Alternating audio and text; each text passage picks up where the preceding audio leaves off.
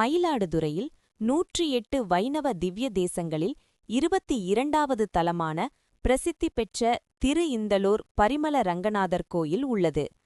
காவிரி கரையோரம் பெருமாள் பள்ளி கொண்ட நிலையில் அமைந்துள்ள ஸ்ரீரங்கம் உள்ளிட்ட பஞ்ச அரங்க கோயில்களில் 5வது அரங்கமான இந்து சமய அறநிலையத்துறைக்கு உட்பட்ட இக்கோயிலில் வைகுண்ட ஏகாதசி விழா டிசம்பர் 20ஆம் தேதி பகல் 10 உற்சவத்துடன் தொடங்கியது.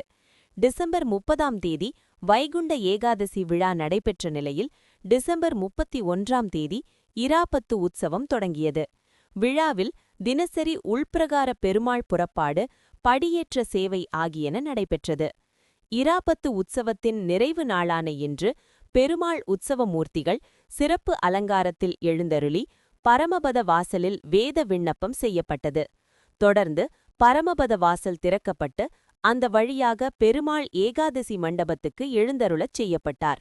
அங்கு நம்மாழ்வார், திருமங்கையாழ்வார், ராமானுஜர், பெரியாழ்வார், குலசேகர ஆழ்வார், பொய்கை ஆழ்வார், மணவாள மாமணிகள் மற்றும் வேதாந்த தேசிகர் உற்சவ மூர்த்திகள் எழுந்தருளச் செய்யப்பட்டனர்.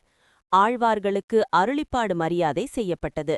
பின்னர் பெருமாளுக்கு தீபாராதனை காட்டப்பட்டது. தொடர்ந்து 3 முறை பத்தி உலா செய்து திருவந்திக்காப்பு நடைபெற்றது.